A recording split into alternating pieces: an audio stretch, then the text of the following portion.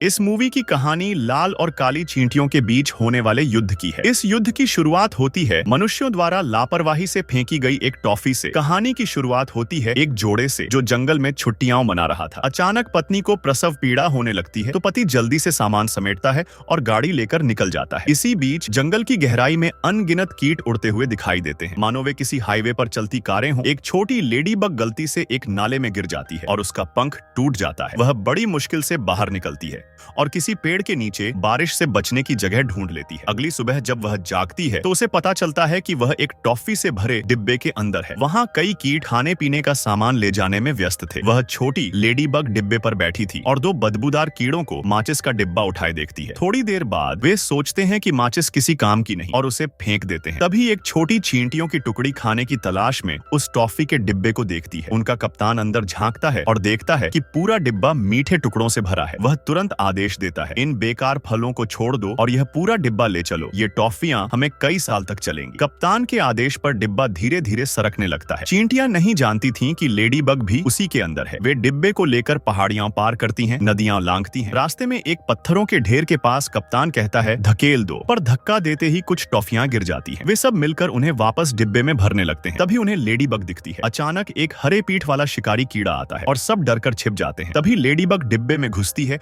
और डरावनी आवाज निकालकर उस शिकारी को भगा देती है। कप्तान बहुत आभारी होता है और कहता है, चलो तुम्हें हमारे चींटी राज्य में मेहमान बनाते हैं। रास्ते में एक घाटी से गुजरते वक्त लाल चींटियों की एक टुकड़ी रास्ता रोक लेती है। वे कहते हैं, यहाँ से गुजरने के लिए टोल देना पड़ेगा। काले चींटियों का कप्तान समझदारी से एक टॉफी निकालकर उन्हें दे देता है, पर लाल चींटियां सोचती हैं, इतनी अच्छी चीज सिर्फ एक, और वे पूरा डिब्बा छीनने का फैसला करती है। काली चींटियां डिब्बा उठाकर पहाड़ी से नीचे भागती है। लाल चींटियां एक सोडा के डिब्बे में बैठकर पीछे लुढ़कती हैं। दोनों टीमें ढलान पर फिसलती हैं, फिर नदी में गिर जाती है। नदी में जबरदस्त राफ्टिंग जैसी लड़ाई होती है। लेडीबग पानी में गिर जाती है और एक छोटी मछली उसे निगलने आती है, पर काली चींटियां मिलकर हाथ पकड़ती हैं और उसे ऊपर खींचकर बचा लेती हैं। आगे वे झरने से नीचे गिर जाते हैं। काली चींटियां डिब्बा छोड़ देती हैं और टॉफी के टुकड़े उठाकर भागने लगती है। आखिरी चींटी तो इतनी मेहनती थी कि 6 टॉफियां एक साथ उठा ली, क्योंकि उसे शायद बच्चों की फीस भरनी थी। सड़क पार करते हुए गाड़ी आती है। लाल चींटियां डरकर भागती है, लेकिन काली चींटियां साहस से आगे बढ़ती है और सुरक्षित पार निकल जाती है। आखिर वे काली चींटी राज्य पहुंचती है। राजा बहुत खुश होता है और उन्हें इनाम में बहुत से हरे दाने देता है, जिनसे वे सरकारी राशन ले सकते थे। लेकिन लाल चींटियों का कप्तान चुपके से उनका पीछा करता है। वह वापस अपने राज्य लौटकर लाल रानी को सब बताता है। रानी तुरंत अपनी विशाल सेना को बुलाती है। लाल चींटियों की सेना जोश में भरकर काली चींटियों के राज्य की ओर कूच करती है। पूरा दृश्य अत्यंत भव्य था, जैसे कोई विशाल युद्ध की तैयारी। दोनों सेनाएं आमने सामने आती हैं। लाल चींटियां गोफन और कीटनाशक लेकर तैयार थीं। कमांडर के आदेश पर पहला हमला शुरू होता है। पत्थर और मरी हुई मक्खियां काली चींटी किले की ओर दागी जाती हैं। किला हिलने लगता है, दीवारें बिखर जाती हैं। फिर लाल चींटियां एक टूथपिक का डिब्बा फेंकती हैं, जो आसमान से बरसती तीरों की तरह गिरता है। सौभाग्य से काली चींटियां फुर्तीली थीं। उन्होंने ज्यादातर हमले टाल दिए। अब काली चींटियां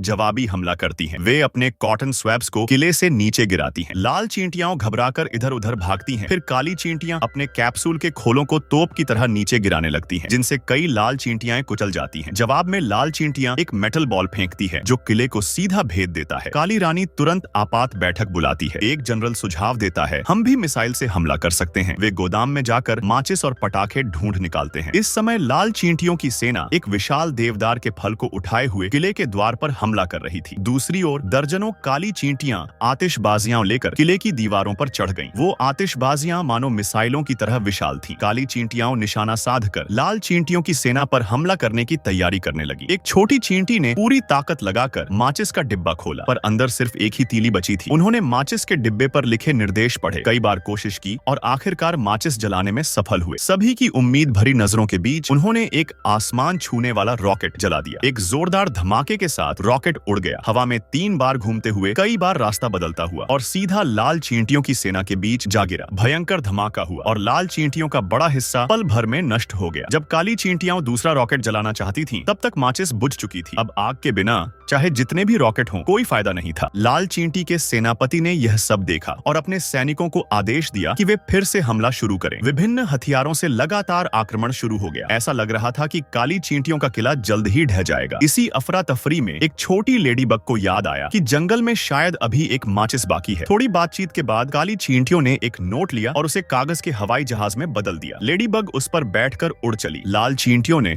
उस पर कीटनाशक छिड़कना शुरू कर दिया, लेकिन वह कुशलता से उससे बच गई। कागज के हवाई जहाज की मदद से वह सफलतापूर्वक उड़ान भरने में कामयाब रही। काली चींटियों के सेनापति ने दूर तक उसकी उड़ान को देखा और मन ही मन प्रार्थना की कि वह लौट आए, क्योंकि अब पूरे राज्य का भाग्य उसी के हाथों में था। लेडीबग नदियां पार करती हुई थोड़ी बहुत चीजें खाते हुए आखिरकार अपने लक्ष्य तक पहुंची। वहां उसने देखा कि एक छोटी मकड़ी माचिस को लेकर घर जा रही थी। वह उसके पीछे पीछे चल पड़ी और मकड़ी के घर पहुंची, जो एक खिलौने के छोटे से घर से बना था। तभी अचानक एक मेंढक ने अपनी जीभ निकालकर लेडीबग को पकड़ लिया, लेकिन गलती से मकड़ी का घर भी गिरा दिया, जिससे मेंढक कुचलकर मर गया। लेडीबग बेहोश हो गई और एक सपने में चली गई, जहां उसने अपने परिवार को देखा, उनके साथ खुश होकर खेलते हुए। जब वह जागी तो पाया कि मकड़ी ने उसकी जान बचाई थी और उसे स्वादिष्ट खाना खिलाया। खाना खाने के बाद उसकी ताकत लौट आई। उसने मकड़ी को बताया कि वह माचिस लेने आई है और बिना समय गंवाए माचिस उठाकर फिर उड़ चली। रास्ते में उसने देखा कि कुछ मक्खियां एक साथी को परेशान कर रही थी। वह तुरंत आगे बढ़ी और बोली, उसे छोड़ दो। पांचों मक्खियां उसका पीछा करने लगी और हवा में एक रोमांचक लड़ाई शुरू हो गई। वह सड़क के बिल्कुल ऊपर से युद्धक विमान की तरह उड़ रही थी। तभी सड़क पर एक कार आई। लेडीबग ने अद्भुत कौशल से उसे टाल लिया, लेकिन पांचों मक्खियां कार की हेडलाइट से टकराकर मर गईं। विजयी लेडीबग खुशी से गाना गाते हुए वापस अपने साथी के पास पहुंची। उसने कहा, अब मैं चींटी राज्य को बचाने जा रही हूँ, मेरे लौटने तक इंतजार करना, लौटकर मैं तुमसे विवाह करूंगी। वह माचिस लेकर फिर उड़ चली। इस बीच लाल और काली चींटियों के बीच युद्ध जारी था। काली चींटियों का गढ़ लगभग पूरी तरह नष्ट हो चुका था। तभी लेडीबग लौट आई माचिस लेकर। काली चींटियां बेहद आभारी हुई और तुरंत सभी रॉकेटों में आग लगा दी। लाल चींटियों ने यह दृश्य देखा। ये देखकर भय से कांप उठी। सैकड़ों आतिशबाजियां आसमान में उड़ी, मिसाइलों की तरह दिशा बदलती हुई, जिन्हें कोई रोक नहीं सका। लाल चींटी सेना में हाहाकार मच गया, भारी नुकसान हुआ और अंततः वे पीछे हट गईं। युद्ध एक दिन और एक रात चला और अंततः काली चींटियों का राज्य फिर से शांतिपूर्ण हो गया। हालांकि आतिशबाजी जलाने से जंगल में आग लग गई, लेकिन मनुष्यों ने समय रहते उसे बुझा दिया। अब चींटियों का घर पूरी तरह नष्ट हो चुका था। लेडीबग अपने घर लौटी, अपनी प्रेयसी से विवाह किया और उनके बच्चे हुए। सब मिलकर खुशी खुशी रहने लगे। चींटियां भी अपने नए घरों का पुनर्निर्माण करने लगी। लेडीबग और चींटियों की दोस्ती हमेशा के लिए बनी रही। मूवी अच्छी लगी हो तो वीडियो को लाइक करके चैनल को सब्सक्राइब जरूर कर लें।